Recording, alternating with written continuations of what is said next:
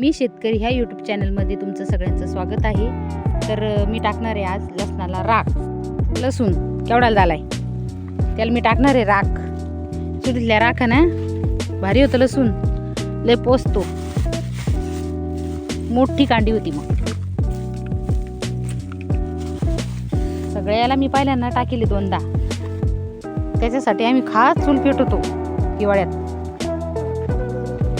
पाणी तापवलं चूल पेटवली मस्त त्याची राख तयार होती आणि मग मस्त होतं लसूण। हे पहा सगळ्याला टाकते आता पुरते पुढं टाकेली। पान केवढ्याला कांड्या झाल्या पातच पहा केवढी झाली। ही पहा इथे केवढी पाती सगळंच तसं आहे। मस्त लसूण झालं।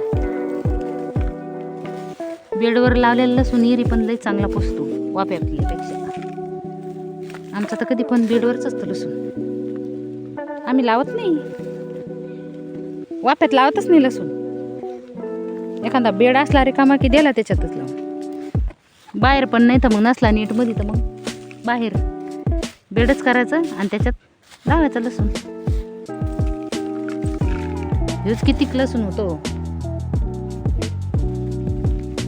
ते आता जिथपर्यंत जाईन तिथपर्यंत टाकते। उरली तर ठीक, नाही तर मग उद्या आणखीन आणि हेच तर खरं खत आहे। रासायनिक खत खायचं नाही, लसणाला टाकायचं नाही जास्त, कारण आपण त्याला 12 महिने खातो ना, घरात राहतो लसूण 12 महिने। टाकायचं नाही जास्त रासायनिक, राखच टाकायची त्याला। पहिले लोक राखच टाकायचे लसणाला, राखेनच भारी जमतं। खत टाकायचं पण एखाद्या वेळेसच टाकायचं, जास्त नाही टाकायचं।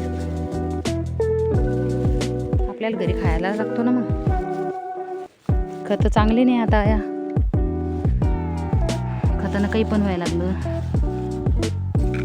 त्याच्यामुळे शेतीच ही चांगली। बिना खताचं खायला भेटतंय, आपण स्वतः मेहनत करायची। लसणाला राख टाकून झाली, सगळ्याला राख टाकली मी लसणाला। व्हिडिओ आवडल्यास लाईक करा, शेअर करा, सबस्क्राईब करा। धन्यवाद।